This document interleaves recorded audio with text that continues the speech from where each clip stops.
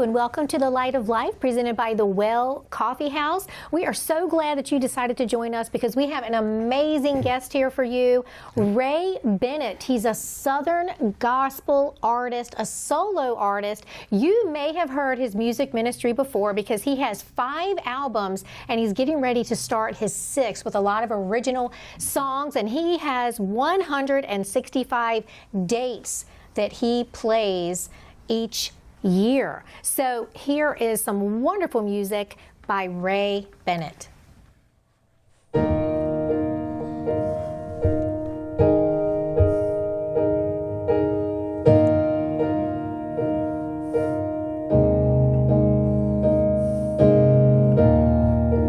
I have journeyed through the long dark night, out on the open sea. By faith alone and sight unknown, and yet his eyes, they were watching me. The anchor holds, though the ship is battered. The anchor holds,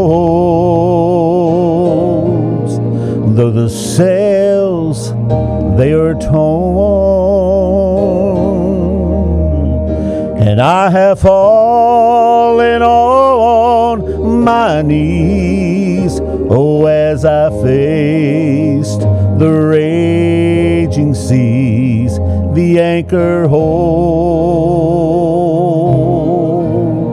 in spite of the storm.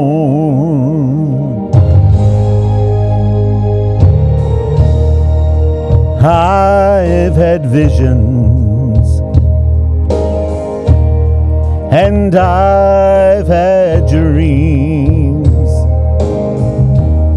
and I've even held them in my hand.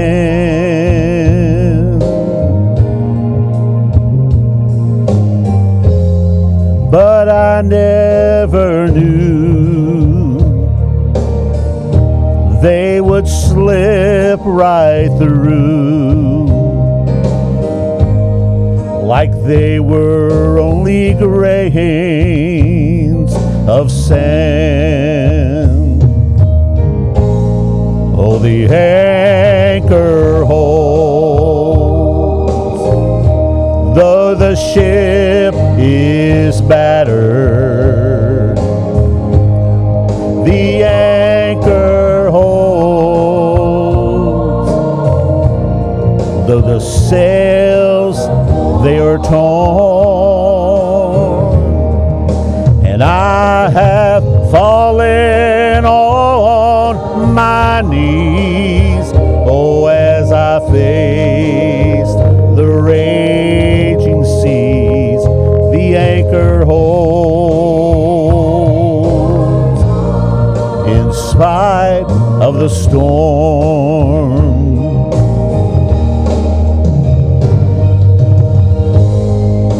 I have been young,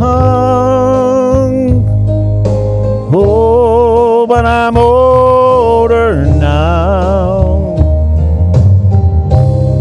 and there has been beauty all these eyes have seen,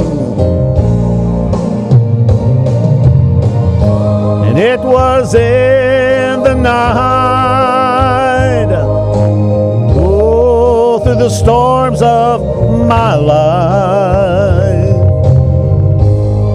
that's where my God proved his love for me. The anchor holds, though the ship, it is battered.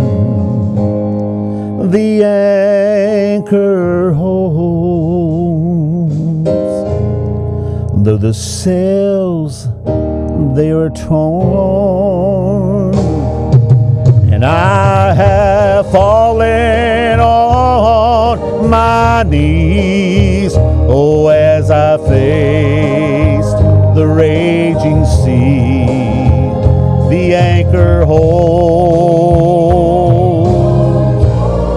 in spite of the storm. And I have fallen on my knees, oh, as I faced the raging seas, the anchor holds in spite of the storm.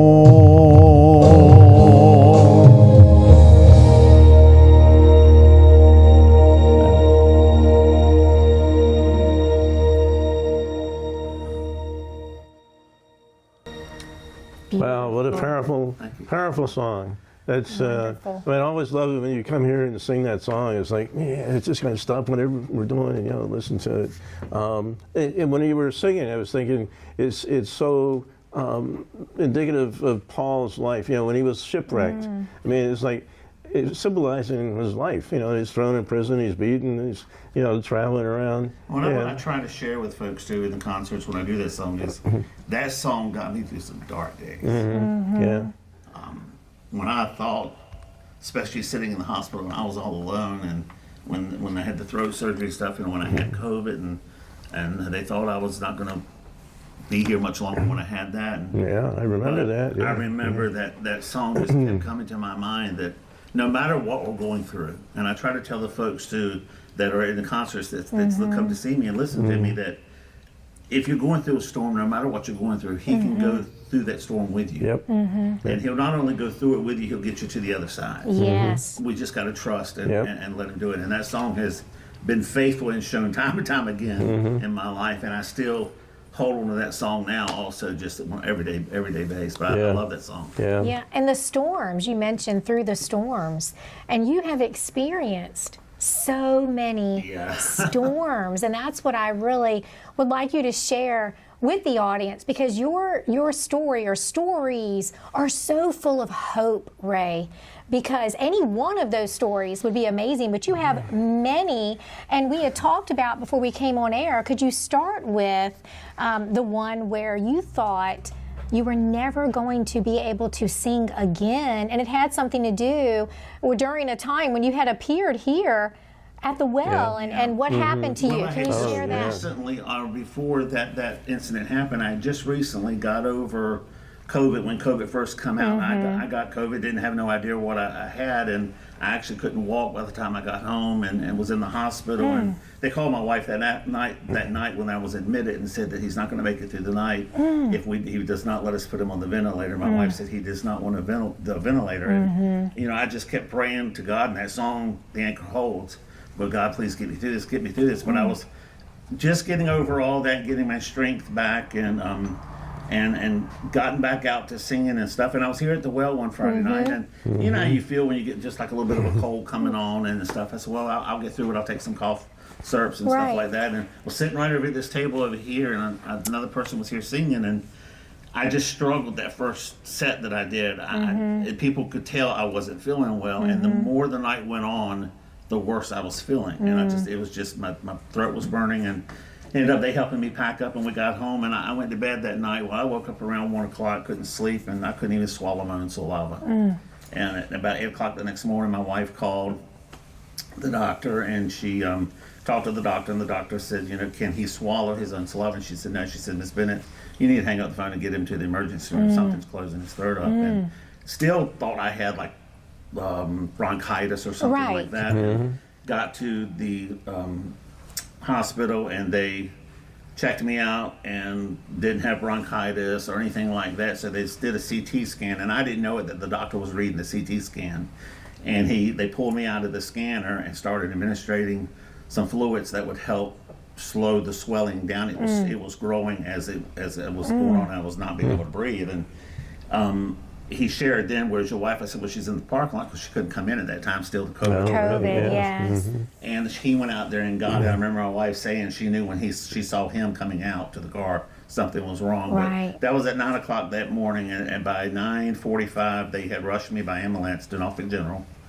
And by 3 o'clock, I was going in for an emergency throat surgery. I had a 5-inch abscess that grew on the left side of my throat. Still to this day, don't know how, why, or what. Right. And again, I was thinking, God, why? You know, what have I done wrong here? Right. You know, I'm trying to live right, and I just, you know. Right. I remember our pastor saying, God will never put more on your plate than you can handle. And but I went into surgery at 3 o'clock and thinking I'd go through the surgery and everything would be all right. Well, I did not wake up. That was on Saturday. I did not know anything and wake up until the following Thursday night when they were taking me off the ventilator.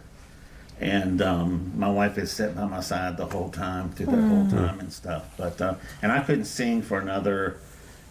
It was 2 or 3 months. I had scheduled for my last album, Scars in Heaven, and I had to cancel that because I couldn't sing, and then I rescheduled it, and it wasn't until a week prior to I had my rescheduled date, a day when that I had not practiced, and my voice started coming back, and I went into the studio thinking, God, just get me through this. And I was able to lay all 10 tracks down in 4 hours. It was God. It wasn't, and I had not sung for 3 months, almost 3 months. So. Right. Amazing. And it was, more than just getting you through, but, you know, getting you through all of that, showing his power, like you said.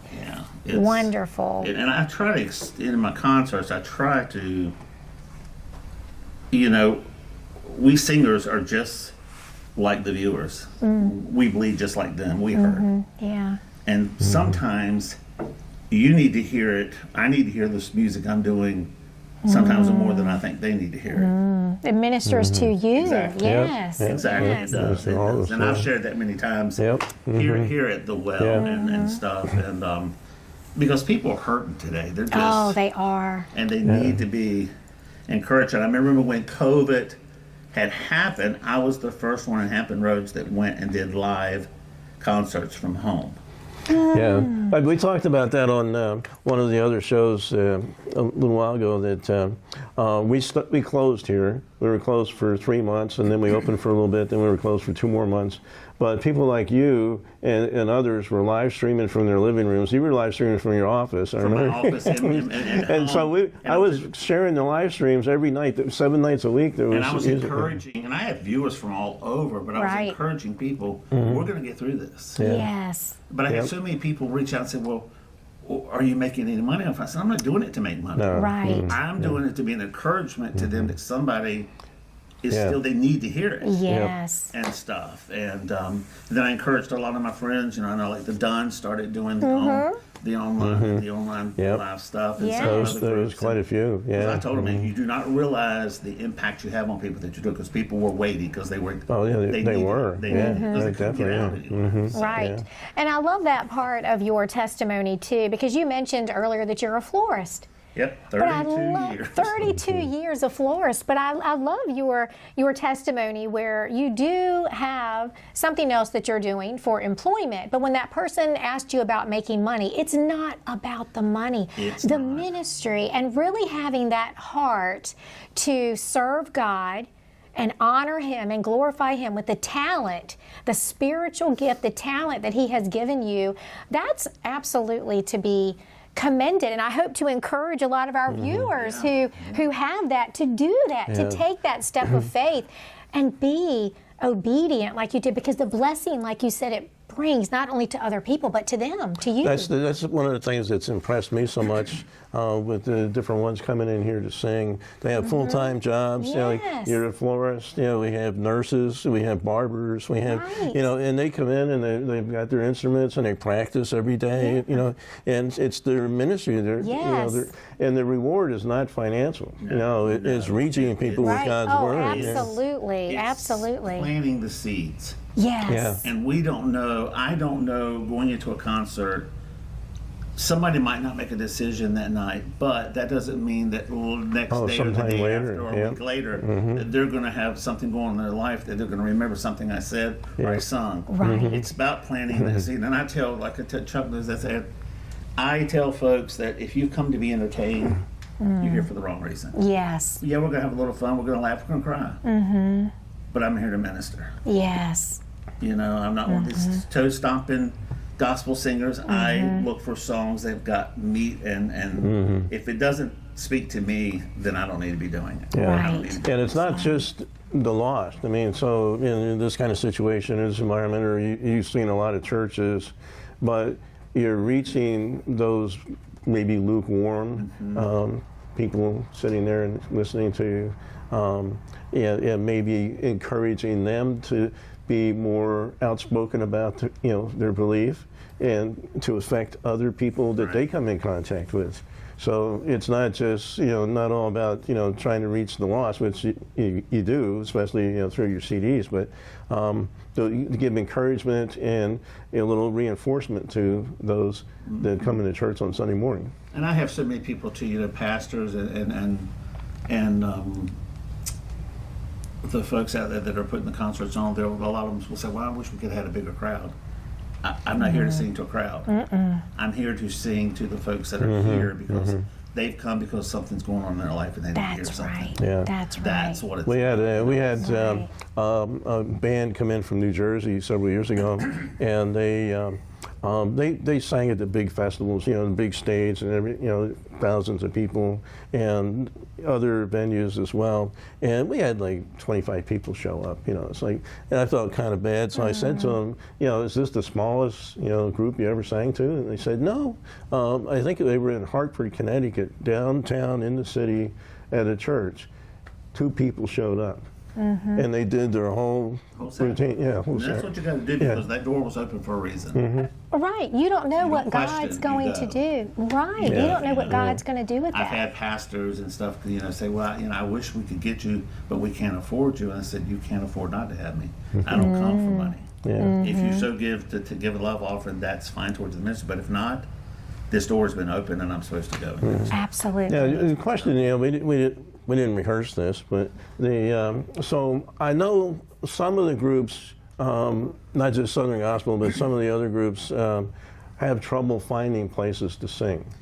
Now, you've been on the circuit for quite a few years, so you've got your contacts. But This year is actually celebrating 30 years of singing Southern Gospel. yeah, so it's been building over time, right? So the different groups you've sang with and the contacts.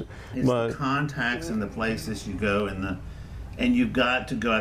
Try to tell other groups and stuff that are starting out that want to sing. They think that it just happens overnight.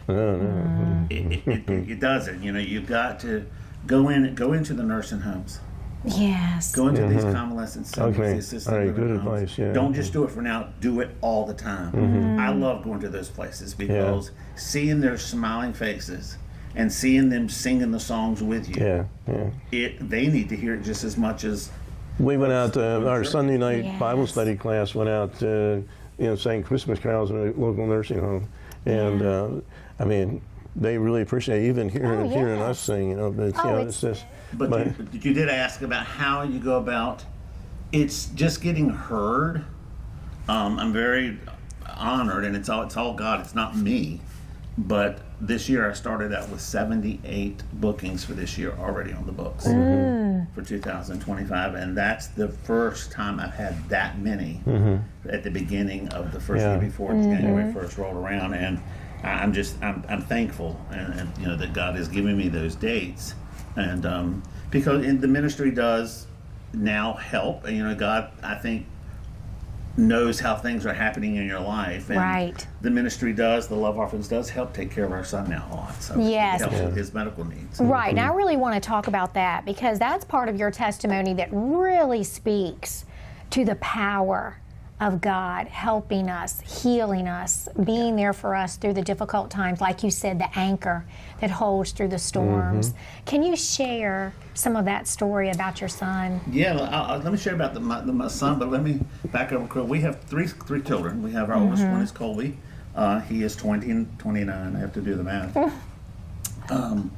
And then Joshua is our middle son. He is 20, just turned 24.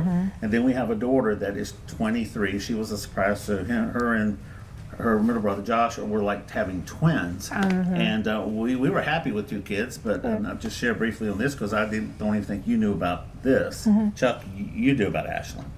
But when Ashlyn was born, Ashlyn stayed in Chesapeake General for 15 days, diagnosed with double pneumonia, and she, on the 15th day, they took her to Children's Hospital of King's Daughters, and thought that her lungs were stuck together, but come to find out it was not that. The doctors came out after about 5 hours and told us that she was missing the whole left side of her heart. And that she had no aorta valve, no chambers and stuff like that. And we had to be flown medical jet to Philadelphia for emergency surgery. She's been through 5 open heart surgeries, numerous echoes and other procedures and stuff, but she's doing well. This is a temporary fix. We know that in one day, and she knows that she'll have to have a transplant. Heart transplant. But God has seen her through. She's graduated from high school. She's graduated from Liberty University. And this is the amazing thing. And Chuck, I had not shared this with you, but she finally graduated last May from Liberty University, and with great grades and stuff, because she's had to work so hard because of the learning disability with stuff. But she got her, I call her big girl job. She is now working the front counter at the office at King's Daughters Hospital in the heart department with 2 of the doctors that found her problem when she was born. Wow. So that's amazing how God came in a circle. Full circle. She's back there. Wow. And that was in May, and my wife and I were excited because we had our last one gone through college, and we were like, yes, we can start doing things now and stuff. And July 4th, the Reverend Quartet and myself and our family was at our house in Outback having a July 4th pool party and cookout. And Joshua, our middle son, dove in our swimming pool just like he's done for 21 years. And long story short, he broke his neck, and it's left him a quadriplegic. He's paralyzed from the neck down, and it's not. But you don't have to hit the bottom or the wall to do this. Just the way you can hit the water can break your neck. But it's been a very, again, I question God, angry. Why? What next can you do? What more can you put on us? But I know God didn't cause it. Right.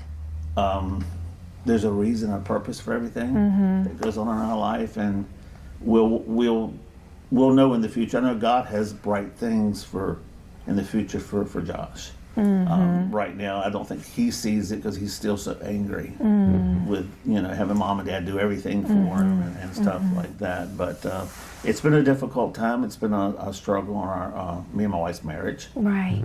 They shared with that in Atlanta at the Shepherd Center that we have to take care of ourselves too, but we put that aside because our main focus was our son and getting the house done and stuff like that. But so much love and support from the community came, and friends helping get the house ready and get things done, because my wife lived in Atlanta with him while I was traveling back and forth. And I did stop singing for about 3 months, just canceled everything due to everybody understood that for the circumstances and stuff. But and I really thought at one time I was going to come off the road completely then too.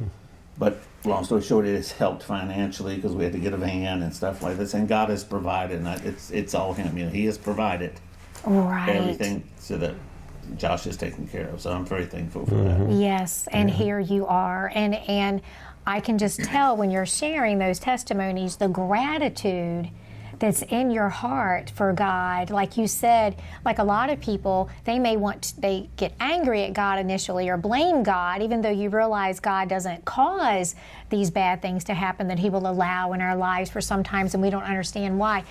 But that's what is so amazing about our God, is the way He can still bring this peace to your heart, this joy to the hope that you still have, Ray. But there's still times I get angry. Well, of course. I'm human. We're human. We're human. When I pinch, but it didn't get you to that down place where you didn't get back up, and you're still obeying God and ministering through your music. Still obeying God, but still yet that devil's out there fighting as hard as he can. Oh, yes. To put those obstacles in your way of keep from going forward. The last album that I did, Scars in Heaven, was an in memory and honor CD of my parents that had recently passed, and mother-in-law.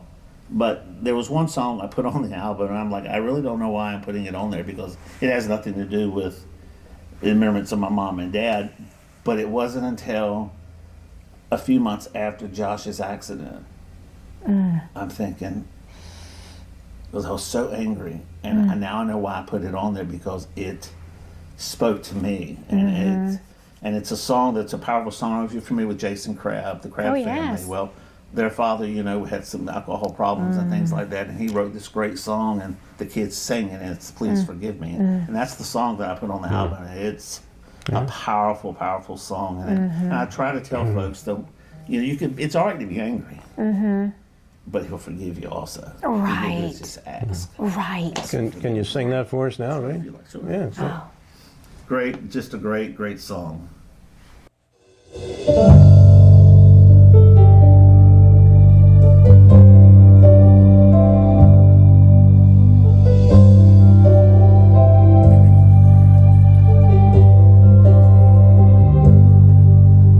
My sleep is gone, my heart is full of sorrow. I can't believe how much I've let you down. I dread the pain that waits for me, tomorrow, when the sun reveals my broken dreams, they're scattered on the ground. Please forgive me. I need your grace to make it through. And all I have is you. I'm at your mercy. Lord, I'll serve you until my dying day, and help others find a way. I'm at your mercy. Please forgive me. I can't believe the God of earth and glory would take the time to care for one like me. But I read in the Bible, that old story of how he bled for my forgiveness while he was dying on the tree. Now please forgive me. I need your grace to make it through. And all I have is you. I'm at your mercy. Lord, I'll serve you until my dying day, and help others find a way. I'm at your mercy.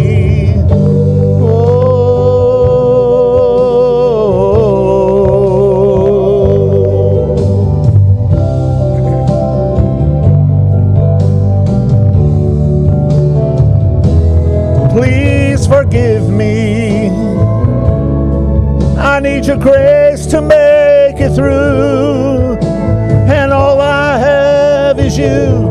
I'm at your mercy.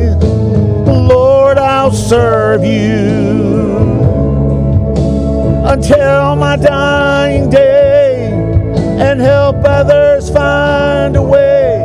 I'm at your mercy. Please forgive me. Oh, I'm at your mercy.